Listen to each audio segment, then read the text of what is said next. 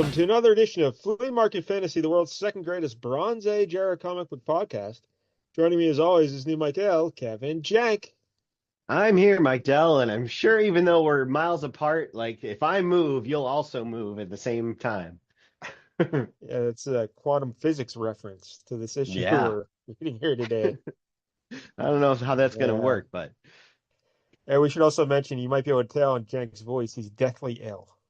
yeah. It's He been uh a rough couple of days. he went on vacation. You went to an Offspring concert in Washington and you got the syphilis. Is that what happened? Yep. I should have kept them separated.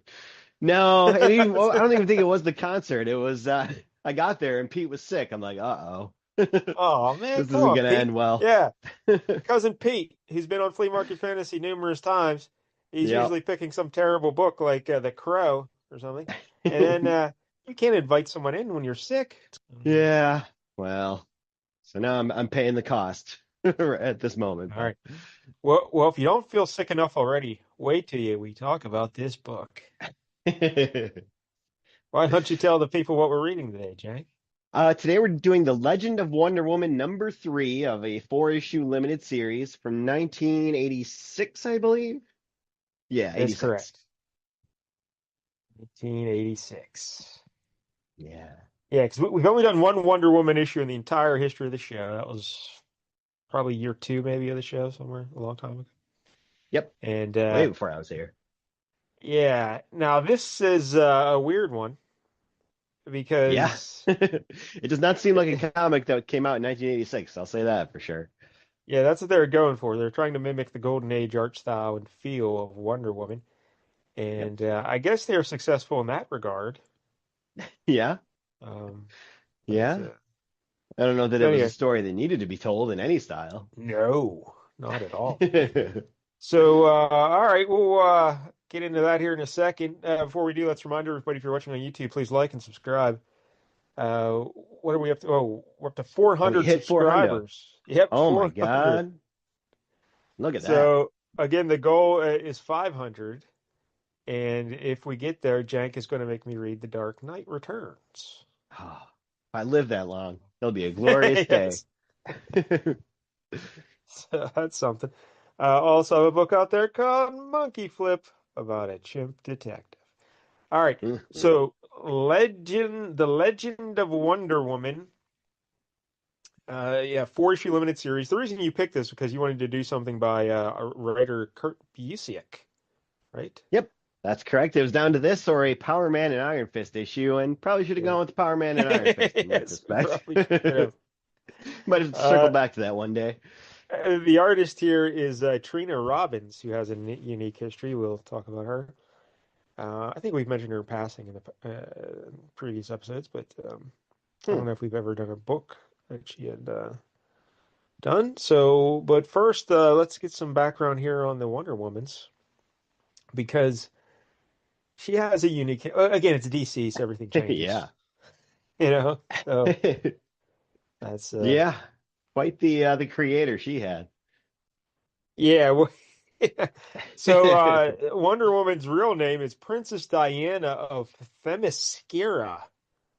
I've never heard of that in my life, Themyscira, Really? because apparently it was called Paradise Island. That's what I remember it as. Oh, okay. And then they changed it to Themyscira at some point. Same time they changed what Shield stood for, I guess. I have no idea. And of course, when she's in the world of man, she goes by Diana Prince. And her first appearance was All Star Comics issue 8, 1941, created by William Moulton Marston. And I guess the artist H.G. Peter is also sometimes given credit. But yeah, this is Oh, they actually gave the William. artist credit for once. That's Yeah, nice. this is William Moulton Marston. It's his baby here, this Wonder Woman. And we'll get Yeah. into that in a second. Yeah, sure So, is. so yeah, Wonder Woman. She grew up on basically the Amazon island of whatever Themyscira or whatever. Nothing but ladies, and this island is obscured from I don't know. There's some sort of mystical magic going around, so no one can see the island. Like it's Yeah. hidden. I Yeah. guess kind of like her invisible jet. Probably same technology. And so in her original origin, Diana's mother, Queen Hippolyta, sculpted her from clay, and then the Greek gods gave her life and superhuman powers as an Amazon. Sculpted from clay. Yep. That's how you do it, I guess. That is wild, wild stuff. It's Of not a course, terrible origin. It's fine. no, How else are yeah, you gonna get babies on a island of all it's women? yes, that's exactly right. So I like it. But then they redid the origin. I think this is what they used for the movies there, the more recent movies. I guess the only movies. But I remember Linda Carter as Wonder Woman. Oh, of course. She's my Wonder Woman on the TV Yep. show. Damn But right. so the second origin was she was the daughter of Hippolyta and Zeus. So Oh, okay. something. I don't know. I like the clay one better, I Yeah. What animal do you think Zeus was when they did it? He's always changing think. into animals, from what I remember. I hope it was a monkey. Fingers crossed. Yeah, this Wonder Woman. She's basically just a female Superman. Now, I never knew Wonder Woman could fly until like within my last 10 years of probably us doing this show. Might never have. Yeah, because obviously they couldn't do that on the TV show, so that's probably why you But even in didn't they like kind of Justice, buried that a little bit. like the Super Friends and stuff, those cartoons when I was growing up, she had the That's invisible true. jet, but she could Yep. like why would you need the invisible jet if you could fly? Yeah, that's a good point. I don't know. Maybe that they must have added that later on. So I know I have seen her doing I it recently, but I don't know that she ever did yeah, it in the earlier I had times. never seen her fly until like recently, so I don't know. Again, if Linda Carter didn't do it, it's not Wonder Woman. That's all that matters. But yeah, we mentioned the invisible jet. That was always weird. But she also is known for her golden lasso of truth. Like she throws it around somebody, and they got to tell the truth. Yep. And that's sometimes it's plastic, man, and it's not really her lasso, as we've learned. He's just hanging around on her hip. She also has indestructible bracelets that she always uses to block bullets. She's always deflecting bullets. These Yep. bracelets, and It's a weird set of powers and abilities, but it kind of works. she wears a tiara that she can pull off and like throw as a weapon as well. Yeah. That seems So like the that's pretty weakest good. one. Like, I don't know. Maybe you get like a sword or an axe, not just a good Yeah, throwing axe. I mean, I wear a hat. I could just take it off and throw it at you. If you're Not that like guy from James Bond, like Odd Job, just odd take job, people's heads yeah. on with a hat. Yeah. So the creator here, William Moulton Marston, he was a psychologist and he was famous for creating the polygraph. How about Yeah, that? that's right. And in Hence the 1940, lasso of truth. It all makes sense now. yeah, it really does all make sense when you think about it. Yeah. In a 1940 interview with Family Circle magazine, he mentioned the unfulfilled potential of comics. This caught the Ooh. eye of comics publisher Max Gaines, who hired Marston to be a consultant for the national periodicals and All American Publications, the two companies that would later merge to create DC Comics. So, as a consultant, Marston wanted to create his own hero, and his wife Elizabeth suggested making the hero a female because he wanted to come up with a hero who relied on the power of love and not fists and punching to solve things. Oh, huh. So Eros, basically. The Yeah, old Star Fox. the creepy Avenger. Yeah, Eros. Yeah. Uh, and he also, this is where things get interesting. Oh, He also drew inspiration for the character from Olive Byrne, who lived with Marston and his wife in a polyamorous relationship. that's right. Yeah, they made a movie about that a couple years ago. Yeah, wasn't it called like Dr. It's like Marston and his Wonder Woman? Marston and the Wonder Woman. Yeah, something like Something that. like that. Yeah. So this Olive Byrne, she famously, I guess, she just wore those silver bracelets on her all the time, just as a fashion statement. And he said, Oh, "Oh, I want to give Wonder Woman silver bracelets like that." And that's how she got the bracelets. nice. And that's also why Wonder Woman liked to make three, because anyway. Yep. So It's also Marston, why she apparently had her one weakness that we learn about in this book. yes, Yes, yeah. Her one weakness was if you bound her bracelets or her hands, however you want to say, but the bracelets were bracelets of submission. So Yeah. if a man bound her Yeah, if a wrists, woman did it, nothing. yeah, But if a if man binds her wrist, she cannot get out. yeah, she loses her superpowers. Yep. That's pretty freaky. So, but Marston described Wonder Woman as a quote psychological propaganda for the new type of woman who I believe should rule the world. Yeah. And he also described bondage and submission as, quote, a respectable and noble practice. So you know He's what was got going on at points. the home. Yeah. Yeah. And I like where this guy's head's at.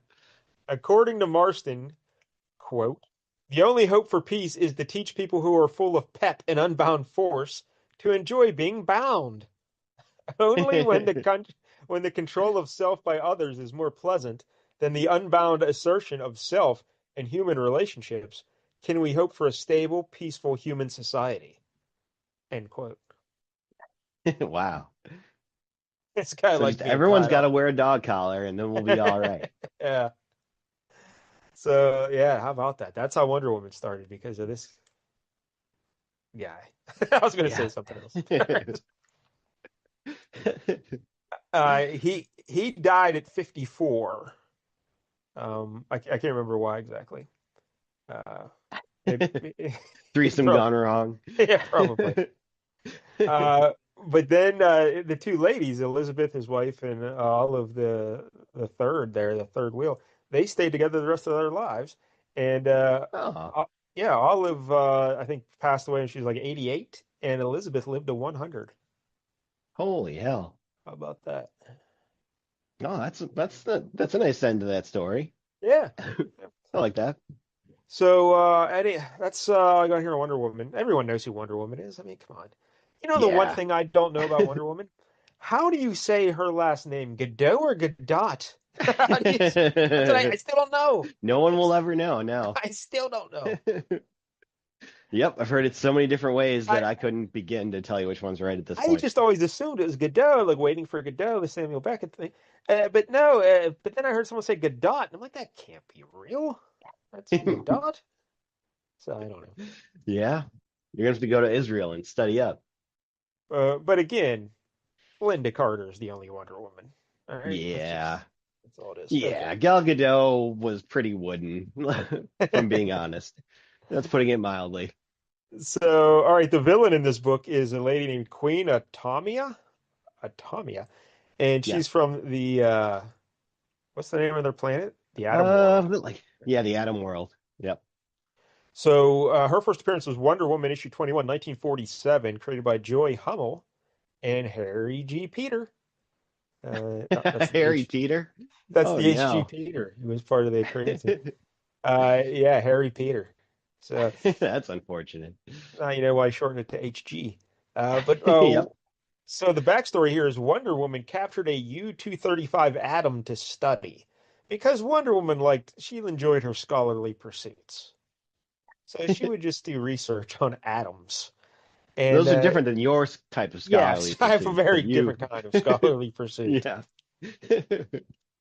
But so when she was studying this atom, it turns out it was Atomia's home planet.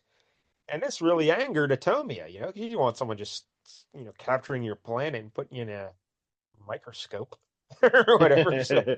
So she became blood rivals here with Wonder Woman in our world. So, Uh-oh. so really, Atomia has done nothing wrong. Again, though, another Yeah. villain who's done nothing wrong. Just like Yep. Killmonger. She did nothing wrong. All right. All right, so You know uh, who didn't do anything wrong was those guys with four fingers that Superman fought. They were just out there having four fingers or it four wasn't thumbs. yes, four thumbs, four Yeah, four thumbs. That's thumbs. clear distinction. But so that's Atomia. And in this story, it's man, I don't even know why this exists, but this story, Yeah. there's Someone what felt this needed to be told. Wonder Woman apparently was babysitting someone's niece, a little girl named Susie, and Yeah, it seems like it's that Etta Candy who I don't know much about, but I think that was the like secretary lady in the Wonder Woman movie. oh, I don't know. Remember, like she was kind of like heavy set, like I'll take your secretary. word for I it. think maybe Steve Trevor's secretary or something like that. Oh, yeah.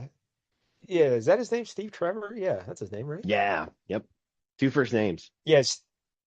Yeah, Steve Trevor is Wonder Woman's love interest, and he was the fella whose plane crashed and somehow it crashed on Paradise Island or whatever, or near Paradise Island, I guess, and Wonder Woman went out and saved him and brought him back to the island. And men were forbidden to be on the island, you know, Uh-oh. and so she was getting in trouble for that. But then she talked to her mom or whatever. And it was just cool. But then she had to take Trevor back She's like, it's to okay. We're just gonna do over the clothes stuff. Don't worry about yeah, yes. it. And she said she had to take Trevor back to the land of man, you know. So she escorted him back there, and then she stayed. I don't know why did she stay there just to live it up. I guess I don't know. Yeah, sure. She liked, they had talkies there and stuff like that. I don't Well, I think know. this was actually during World War II, so I think she actually was fighting the filthy Nazis, right? That Is could that be. what? Yep. Yeah. Definitely. I mean, the movie is certainly focused on that. I'm not sure what the lore is in the comics. They've done it so many times.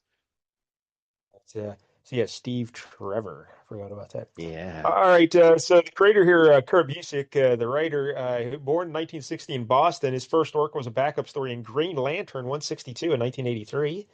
And he did four fill-in issues of Power Man and Iron Fist, and that got him the Hmm. regular gig. Now he took over for Mary Jo Duffy, and he liked the lighthearted tone of her work, so he kept it rolling. But he didn't realize that the reason Mary Jo Duffy got fired was for her lighthearted tone on the book. Oh no. so Walked so into he got that trap. I think someone would have told him at one of the Yeah. meetings when they were hiring him, "Hey, don't do a lighthearted book." That's the job of But an editor to be like, hey, yeah, this is what we're looking for. Do this. so he got fired after just six issues. So that's Ooh. unfortunate. He wrote the Red Tornado limited series in 1986 that I kept threatening to Oh, pick. yeah, Yeah. teased us with that many a time. 1993, Busiek and Alex Ross did the Marvels, like the Hmm. hand paint. I've never God, read that's them. amazing. It's pretty great. Yeah, it's all told from the perspective of like a photojournalist living in the Marvel universe, kind of in the early days, and with gorgeous like Alex Ross painted artwork that looks like it's the real world. Yeah. It's really cool. I don't know how Alex Ross does that. Like, how long would that take to do like one issue of that, hand painted each panel and everything? That's I have crazy. no idea. He's amazing. Yeah. Yeah. In 1995, Busiek started Untold Tales of Spider-Man and wrote the first 25 issues. Did you ever read those? I did read some of those. For some reason, I did not really read that because it was just kind of out of continuity almost. There was some I know there was some stuff where like they kind of showed how Mary Jane knew that he was Peter or that he was Spider-Man because she saw him like crawling into her, his window one night when she was over at Aunt Anna's. It's like, all Yeah. right, that's kind of cool. I think like their flashback issue I had because it was a story about like Mary, Richard and Mary Parker, his parents back when they were spies.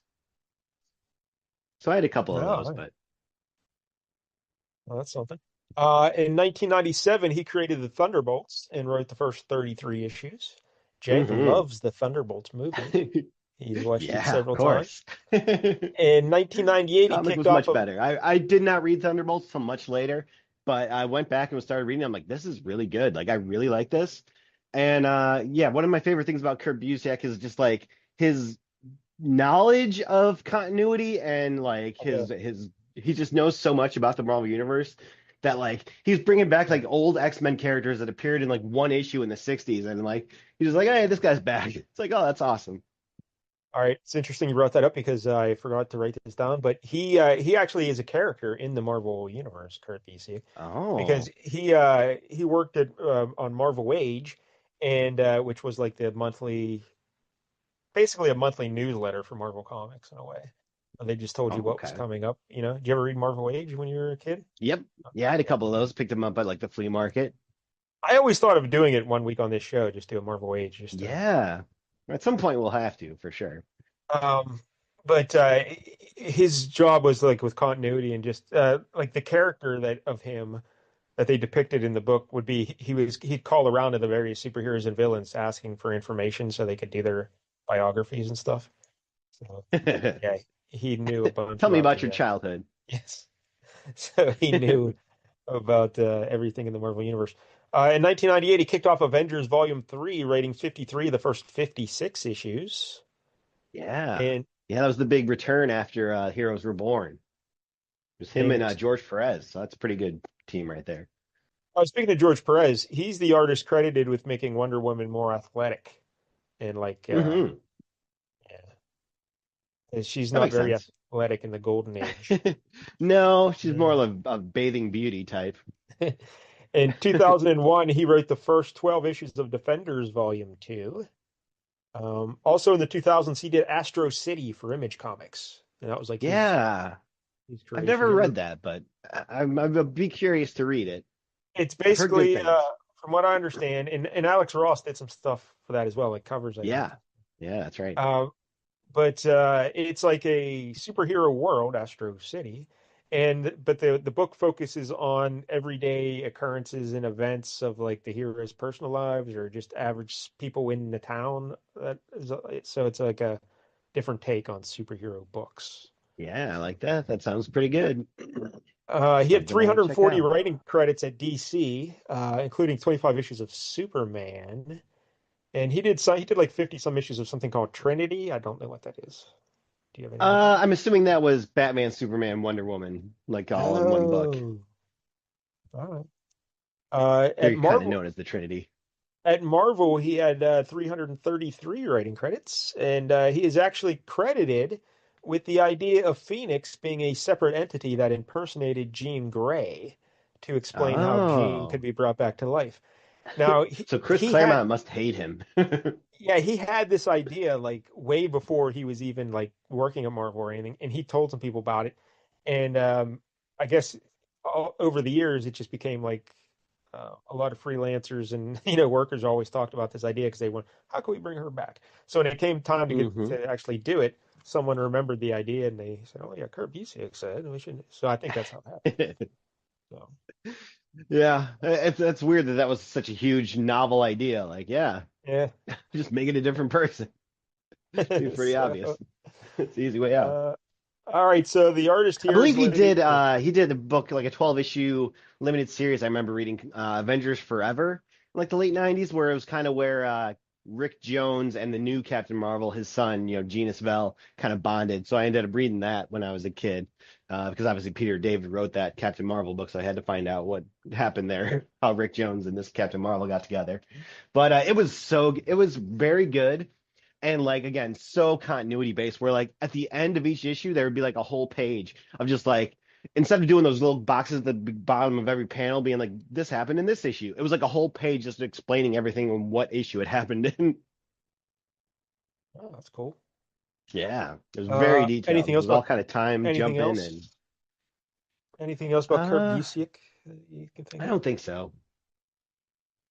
All right. So let's go to Trina Robbins, the artist here. She was born 1938 in Brooklyn. Sadly, she died in Ooh. 2024 at the age of 85. She attended, Ooh. she has a pretty interesting backstory here. She attended Queens College but dropped out. Then she studied drawing for 1 year at Cooper Union, a private college in Manhattan. She moved to Los Angeles in 1960 and was a nude model for men's magazines. How Whoa. about that? Holy hell. She returned to New York in You don't get that with most 1966. of the people we talk about in this show. No. Jack Uh, Kirby was not doing any nude modeling. she returned to New York in 1966 and ran a clothing boutique called Broccoli. I love Oh. broccoli. You used to wear a broccoli suit everywhere. It's You were a true. broccoli superhero. She designed clothes for Mama Cass, Donovan, and David Crosby, among others. And she Oh, was intimately involved in the 1960s rock scene. And she was close friends with Jim Morrison and the members of the Byrds. holy And hell. This lady lives a Joni life. Joni Mitchell actually wrote a song about her. Huh. You How call about that? broccoli? No, it was like Ladies of the Canyon or something, and like it was about Trina Robbins and like two other ladies. But Oh, okay. how She about got that one though? verse. Yeah, That's pretty good. it's pretty impressive. In 1970, she worked at the feminist underground newspaper It Ain't Me, Babe. And that same year, she produced the underground comic It Ain't Me, Babe Comics, which was the first comic produced solely by women. And she did a ton of independent comics throughout her career. And she was a pioneer for women in comics and spoke out against the industry's boys club. She also wrote a lot of nonfiction books about women in comics. And she was married briefly for like 4 years in the 60s. Then she had a kid with another fella after that. But then she was with Steve Lealoa from 1977 until her death. Our buddy Steve. I don't know. I don't Oh, know that name. we know Steve Lealoa. He did Coyote. He was the artist. Remember, Oh, yeah, sure. he Okay. won a Golden Quesadilla award, and he used to do the covers. Well, yeah, he used to do some. No, that was the other guy. But yeah, he did the Coyote. Okay. That's Steve something, I guess. Lealoa. That was the memorable part of that was of the coyote Yeah, and the ordeal art. was the They're great. artwork. Yeah. Yeah. She only had 11 penciling credits at DC, and it was mainly just these four issues, and then they were reprinted and collected elsewhere, so she got credits for that too. But it's mainly just these four issues. She did 12 credits for Marvel, including the first six issues of Misty for Star Comics in 1985, which Oh was a yeah. wait, you know Misty? I remember seeing the ads for it for sure. I've never read it. Yeah, excited to look it up. It was like as a It was like a comic Barbie geared toward, clone, essentially. yeah, Yeah. basically, yeah, geared at young girls, trying to get them into comics. So Yep. there you go. That's Trainer Robbins, so a comic Oh. book pioneer. So And I guess they're just she had a Wonder Woman story and they're like, here, let this guy write it for you though. yeah, I don't know. Yeah, well, she was considered like the co-plotter here too, right? Yep. And wasn't she? So yeah. Yep. All right, so why don't you describe the cover for us, RJ? Okay. So we got a little DC corner circle up there. It says four-part miniseries. Inside the Atom Galaxy, The Legend of Wonder Woman. There's like a circle behind it, and they got the little Wonder Woman logo underneath where it says Wonder Woman. So they're really hammering it home that this is Wonder Woman. Mhm. And there's like a big red curtain behind it against a black background, and there's a big purple, like pinkish throne. And it's not as cool as like the Phantom's skull throne, but Yeah. this is just looks like Cherry from Pee-wee's Playhouse almost. But um, and Tamia's sitting there. She's having a good time. She's got her hand under her chin, just kind of having a great time, smiling it up. And she's like, "Struggle, Amazon. Yes, struggle in vain. You have failed. Your allies have deserted you. Your world is mine." And below that, we see that on the floor is Wonder Woman. She is all bound up in chains on her wrists, neck, and ankles there. And there's like a cat pulling at her boot strap. Yeah. It's kind of like Some a kind of weird demonic alien cat. He's got cat. horns. Yeah, Yeah. it's like a Nightcrawler It's cat. gonna, yes. Um, he's apparently got two tails, like a regular tail and a like demony tail. Yeah. Kind of It's a weird. weird cat. Yeah. And standing in front of Wonder Woman is a very tiny, short little girl who looks real angry at her. She's like, "Oh, I'm gonna get you." Yeah, this Queen Atomia, she has red hair and she's wearing like this green dress and with a yellow belt and like a sash or whatever. And then the little Mhm. girl is a little blonde haired girl and she's wearing like the same dress, like she's mimicking the Yeah, queen. yeah, she's her And protege. and the little girl's also got little boots like the Iron Sheik with the curled up toes at the end. And then in the little box in the bottom left, it says, "Who are the lords of the Ultra Realm?" Oh, Who is that? Do you know? I have no clue. I don't know what that book Yeah, is, or yeah, I'm if guessing that's a it's an book. ad. It's an ad for another book, but I have no idea. Yeah, So we'll yeah, have to the look that art up someday. the art style here is very simplistic and like childlike, I would say. Yeah, I would compare it to like the Archie books. Yeah, and it's but this is actually like very much what Wonder Woman looked like back in the Golden Age, like the Sure. style of Yeah, art. they So definitely captured the what they were going yeah, for. so it's pretty cool. All right, we open it up. Wonder Woman inside the Atom Galaxy, and of course the cover's by Trina Robbins. Obviously. Yep. So the big splash page here, it's basically the recreation of the cover. We see the same thing, um, and Queen Atomia is like, "Hey, grovel before me, Wonder Woman. You are at the mercy of my merest whim." And then, oh no, I'm sorry, Susan says that. And then Queen Atomia says, "Well said, Susan." And then Wonder Woman says, "Oh, grow up, both of you." So that's something. Sassing that little kid. Grow up already. And we see some blonde palace guards in the back as well. Um, so, all right, I don't know how to discuss this book exactly. What do you? That's a good question. Not a whole lot happens. It's No, yeah, Wonder Woman's all chained up. The little girl, Susie, she's kind of Tommy's kind of giving her the reins. Like, how do you want to punish Wonder Woman? And she says, let's see, what does she sentence her to? no food for 3 days. You're going to be locked away Yeah. with no food for 3 days. And And Tommy's like, that's kind of weak. Feel like you could do yeah, better. yeah. And so they're going to figure it out.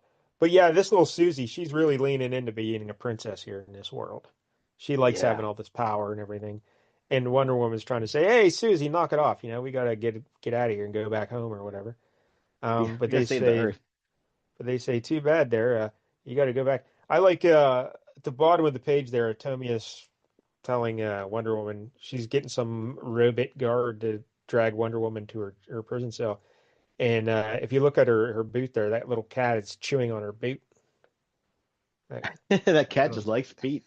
little demon cat. Little Uh, demon Quentin Tarantino cat. so then we cut over, and I guess Paradise Island today. Yeah. So is this a Yeah, so this flashback? story is being told, I guess it's a flashback to things that happened years ago. Yeah, which I was confused by why this was necessary Yeah, exactly. But, yeah, maybe it pays off in the fourth issue, but I don't know. So far, nothing. yeah. So this Queen Hippolyta. I think it's That's called a whole. Hippolyta. I Holy don't hell! I wasn't close. know. I may be Hippolyta. wrong, but I like Hippolyta that's what I'd better. always heard. Hippolyta. All right, Hippolyta. She's basically watching that story unfold in like a big marble, and I don't know. Yeah, So, like a magic crystal ball. and And there's she some now other then we get Amazon there she's talking to, and she's kind of telling her this tale for some reason. yeah, I don't know. No one knows why. Um, Yeah. but then we see she provides the exposition and all the backstory here of that Wonder Woman was babysitting this little kid, and then these other two twin rulers, Lila and Solala. I don't. This book is so weird. These sound like WWE names to me. I wish. But they're like these orange-skinned alien ladies or something. I don't know. And they're wearing like Yep. crazy coats and hats, Yeah, like wacky hats. parkas. Yeah. And the one just shoots Wonder Woman in the face with a ray gun. So that's something. And I don't understand anything that's happening. No, a lot of backstory to things we probably don't need to care about. So Wonder Woman is captured, but also Steve Trevor and a bunch of other people are also captured by Queen Atomia somehow. And one of these sisters, uh, is it Lila? She's showing up. She like teleports into the palace of Queen Atomia because Yep. she's trying to free her sister from prison. Yeah. Even though it said earlier she turned treacherous and waylaid both Diana and her twins, so she turned on her sister, but now she wants to get her out of prison. Yeah, I guess she's feeling guilty. I don't know. Yeah. The important thing here is I just don't care because I have no idea who any of these people are, and I never will experience them again in my life. Nope. So I just don't care. Yeah. No. So And you hate Oompa Loompas, so seeing these orange people made you very upset. while this Lila lady, she's walking around looking where her sister's in prison. We see a shadowy form on the wall behind her, and then a fella grabs her, and it's Steve Trevor. Oh. Yeah, and he's there with four other people. I have no idea who any of these people are because they never Yeah. explain who they are. Good question. Um, They all just seem to be normal humans, but how they got roped and into this, I don't know. and the whole time, whenever Steve Trevor's talking, he coughs a lot.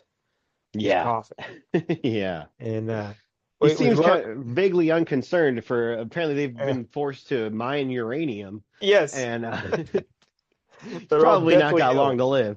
Hey, Yep. you weren't mining uranium at that Offspring concert, were you? Because Turns out that's what they put in those mason jar cocktails.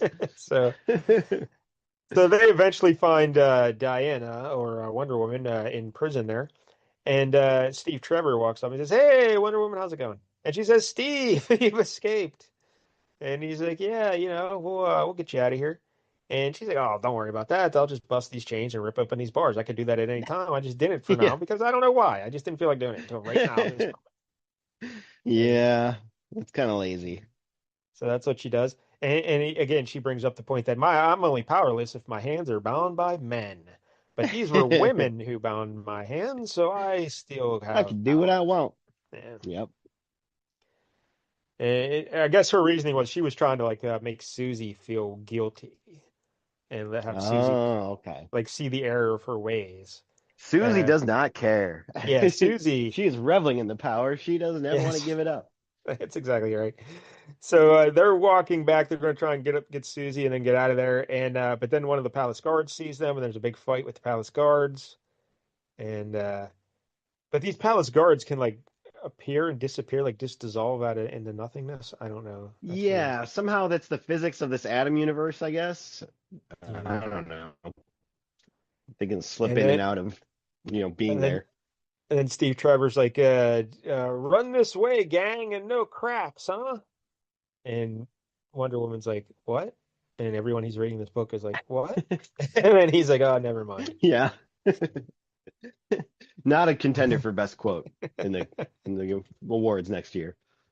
So somehow they're in some sparkly, multicolored land with like rainbows everywhere. I don't know, and stars and Yeah. It's like some hippie daydream right here. yeah, I don't know where they are, but they're just sitting around talking about how to get back to Earth or whatever, and they got some device that'll get them back, but they still got to go get Susie or I don't know. Yeah, Wonder Woman doesn't want to leave Susie. She's like, I promised her mom I would watch her, so I got to do that. Yeah. And Steve Trevor's coughing this whole time they're talking, and then he just passes over and falls on the ground. And Wonder Woman's like, Steve, what is it? And he's like, I'll keep Angel. He calls her Angel. I'll keep Yeah. cough cough. The mean queen's had us mining uranium. We're all sick. But what's important now is Lyle and Salala. The way it ought to work, cough, is this. And he explains his big plan. Why don't you Yeah. explain his big plan there, Jenk? Oh boy.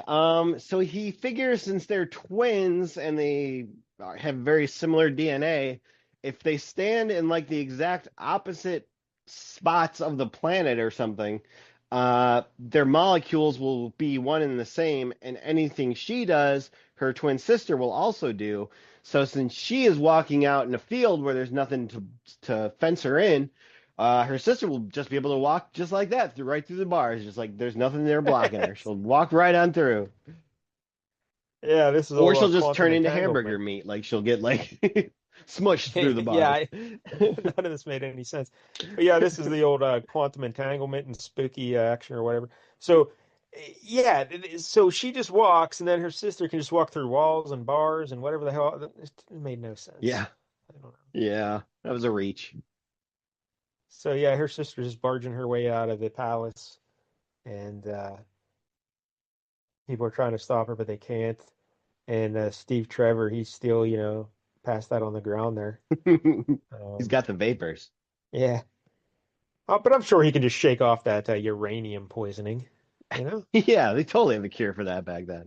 Just rub some dirt on it. It'll get better. So they're now Diana is going back, or I'm sorry, Wonder Woman. She's going back to get Susie, and Susie's still enjoying her time as a princess on the throne there. Yeah, yeah. And, She's just reading about Jason and the Argonauts, apparently.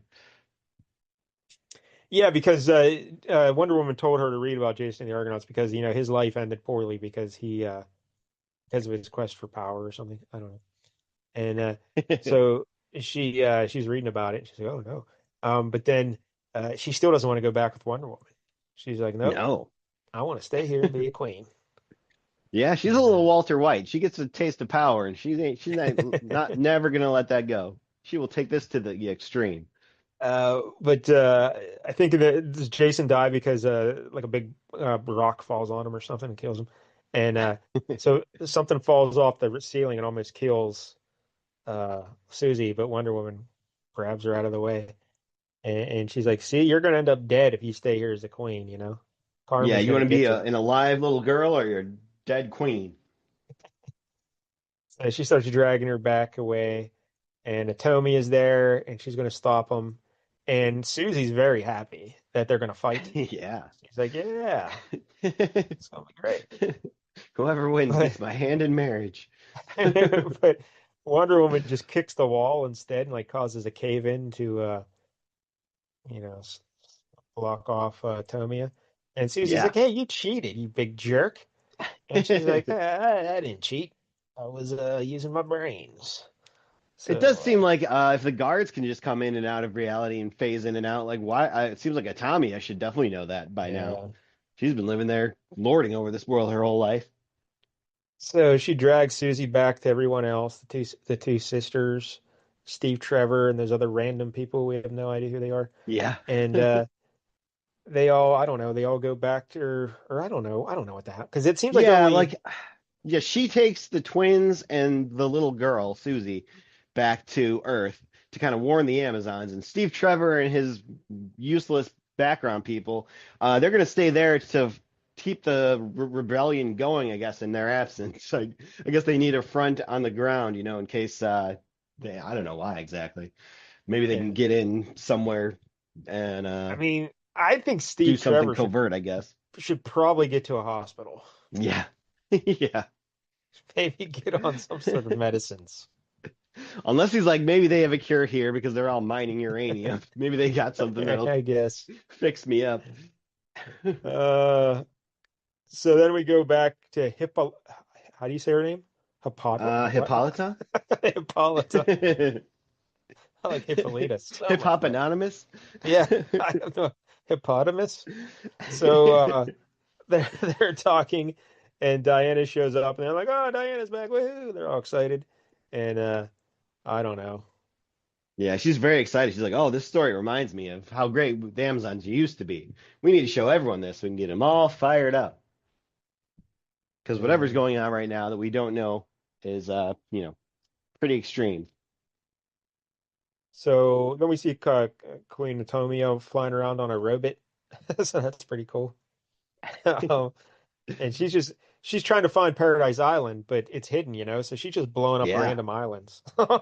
She's just changing the map as we know it, Yeah. destroying There goes islands. Hawaii. And no one seems to care. They're like, yeah, she'll never find us. Um, This is but Pearl then, Harbor times a million, but okay. No big deal.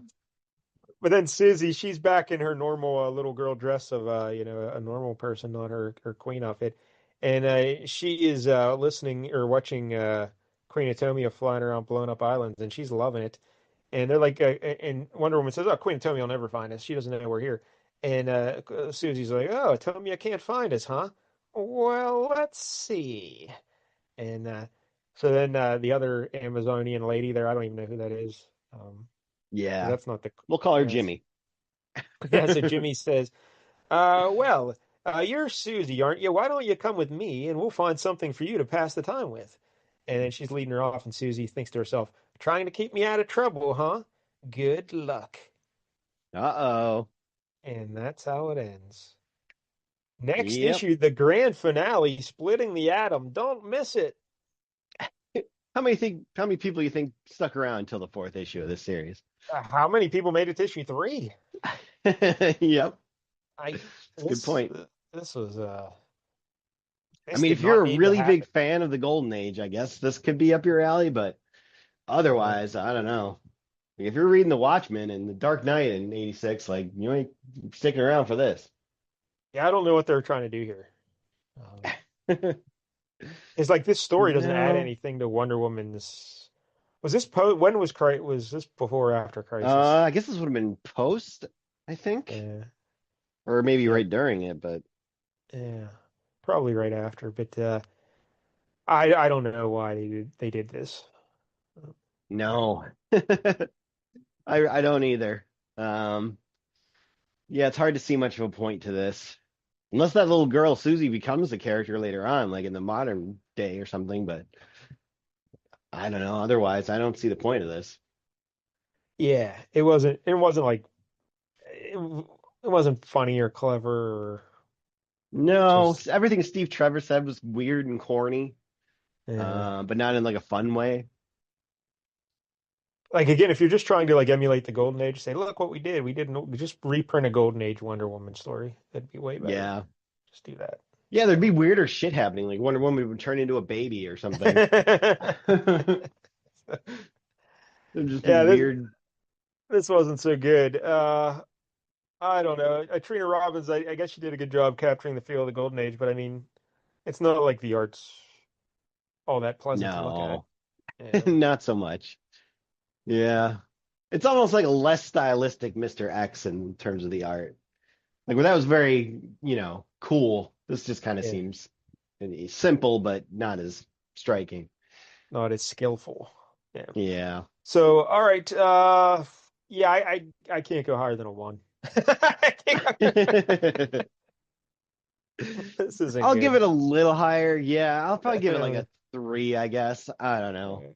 Maybe I'm yeah, just in a good mood, even though I'm on death's door. yeah, I But didn't like it. I didn't like it. yeah, Hey, it's certainly not very high up there. all right. Before we get to my issue for next week, our buddy Fourth and 26, that is his real Hmm. name. His parents were big football fans. He asked me. He's a loyal listener to the show, and he had more questions about the Comics Code Authority because Oh, if you recall, the Amazing Spider-Man issue we did recently did not have yeah. Comics Code approval. And he was asking, like, well, what kind of authority did this Comics Code Authority actually have? He was wondering about all that kind of stuff. Yeah. What So, put the authority in the authority? yeah, so I did some extra research here because I do love my scholarly pursuits. And so everything started with the Association of Comics Magazine Publishers, the ACMP, which was an industry group formed in 1947 to regulate comics in response to public criticism that comics were contributing to the rising rates of juvenile delinquency. It was quite the Ooh. controversy Yeah. because Jake and I were both juvenile delinquents, and mainly due to the insidious influence of comic books. I kept trying to invent a cigarette that would turn people to skulls. So, in 1948, the ACMP released its Publisher's Code. And here are the main points of the Publisher's Code. Point one, sexy wanton comics should not be published. Uh-oh. I, I There goes strong, all of I know, Image. I strongly disagree. You should publish nothing but sexy wanton comics. But no drawing should show a female indecently or unduly exposed, and in no event more nude than in a bathing suit commonly worn in the United States of America. And in 1947, that meant you showed a little ankle. Oh, all for Silas, all for Silas. I don't know what that means. I don't That's a even- Simpsons reference. Oh, okay. Uh, Crime should not be presented in such a way as to throw sympathy against the law and justice or to inspire others with the desire for imitation. No comics shall show the details and methods of a crime committed by a youth. Oh. Policemen, judges, government officials, and respected institutions should not be portrayed as stupid, ineffective, or represented in such a way to weaken respect for established authority. So you're telling them to lie. Huh. Just Yeah. lie. You're really Uh, limiting the type of stories we could tell here. no scenes of sadistic torture should be shown. Vulgar and Hmm. obscene language should never be used. Slang should be kept to a minimum and used only when essential to the story.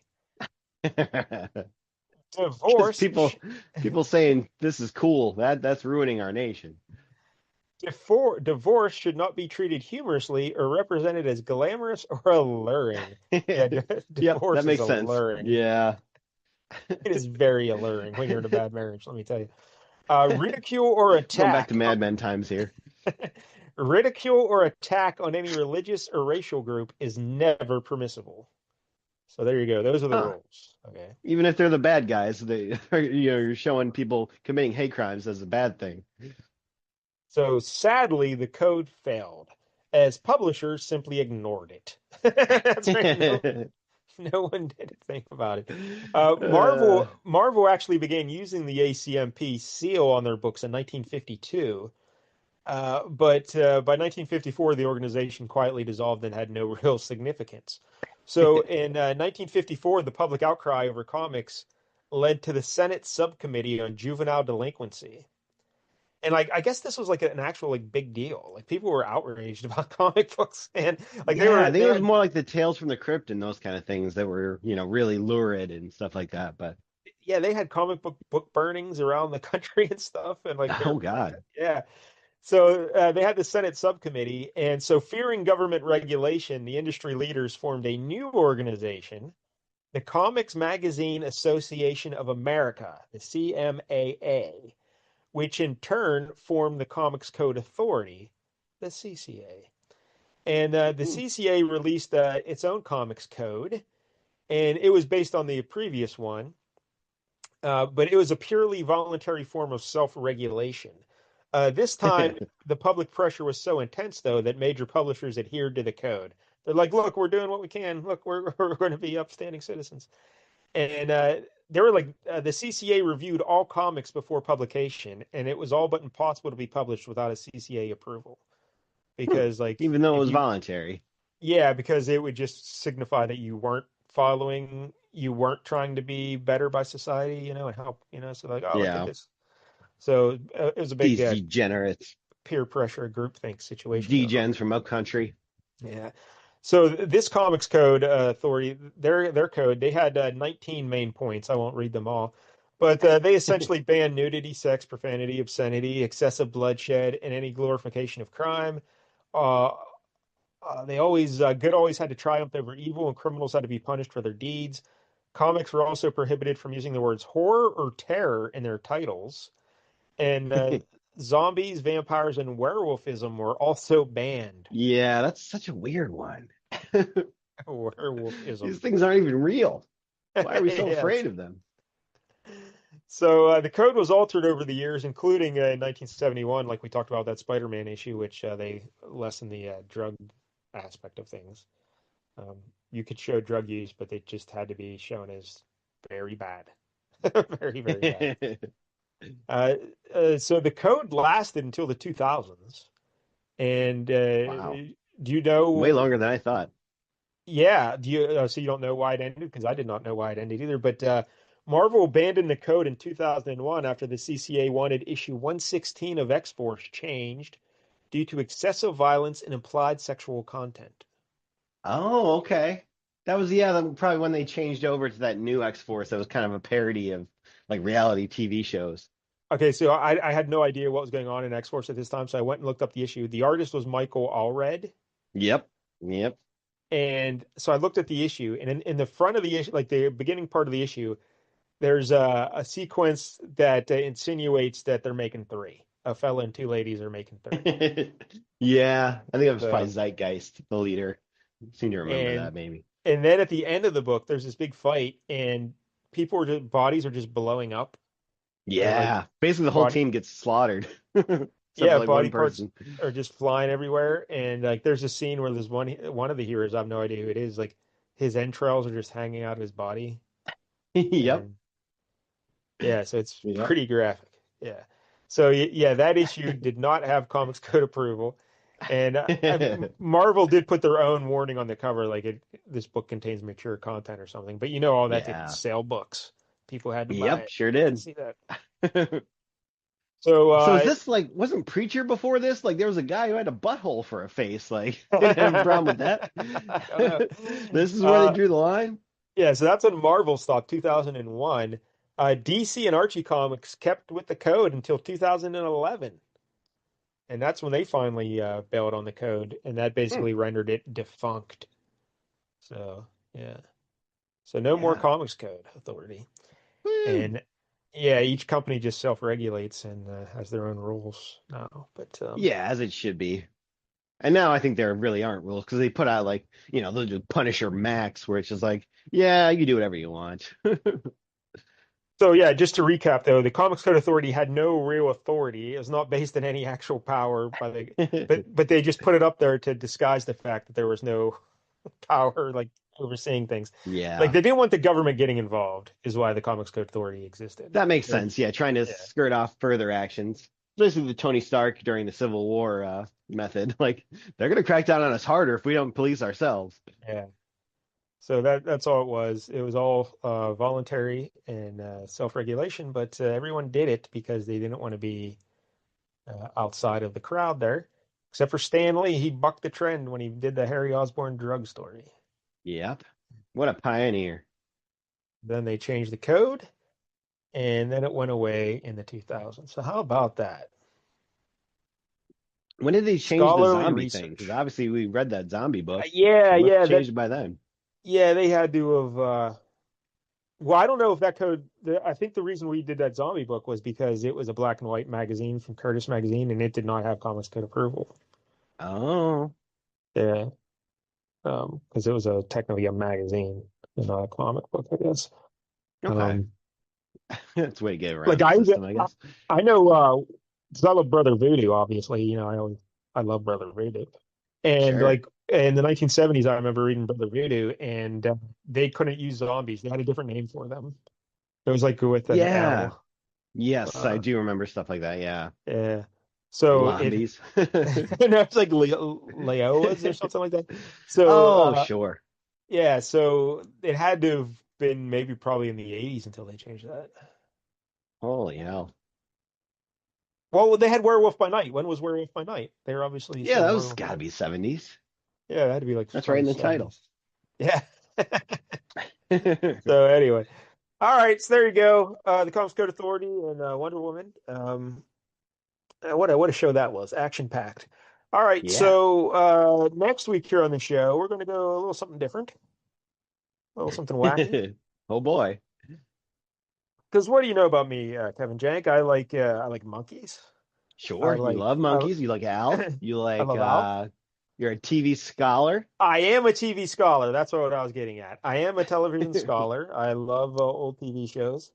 So next week, here on the big show, we're going to be doing Welcome Back, Cotter, issue 2, I believe. Let me confirm this. That it was yes, issue 2, 1976. Welcome Back, Cotter. One of my favorite shows when I No was a idea kid. this actually was a comic book at any point. Oh yeah, I was aware. I was aware, and I've been meaning to do it for a while. And I was like, every week I have trouble picking up books. I'm like, let's get Welcome Back, Cotter. Um, Now, did they were make you a a taxi comic book at any point? no? If they did, it would have been or episode 1 of Flea Market Fantasy, the taxi book. Were you a fan of Welcome Back, Cotter, Jack? Not too much, no. I've seen an episode here or there, but All right. This show's over. I'm not talking to you anymore. This was the final episode of Flea Market this was Fantasy. before my time. I don't remember being on TV that much in reruns. All They right. would show Eh, Good Times or something like that way before they'd show Welcome Back, Kotter. Yeah, Welcome Back, Cotter's in reruns a little bit when I was a kid. Then it had a run on Nick and Knight. Maybe when I was about 18 or so, 19ish. But yeah, so we'll get into Welcome Back, Cotter next week. Because I am a TV scholar. Yeah, So can't wait to hear all about it. Maybe I'll try to watch an episode hey, before we do yeah, the show. I don't know where it's streaming, but I'm sure it's somewhere. Um, yeah. Probably. It's a very funny show early on. Of course, I don't know what was it, like 3 seasons maybe, and I Oh, think that's not Gabe. much. Yeah, I'll confirm everything next week because I might even be off on that, but we'll talk about it next week. I'm a TV scholar, It but may not like not all have the even been time. a TV show. Yeah, This could have been may like have a all been in play your mind. I saw. Yeah. Yeah. All right, so next week, welcome back, Cotter, issue 2. Also, if you're watching on YouTube, please like and subscribe. We appreciate the support. So until next week, don't get any jank on you.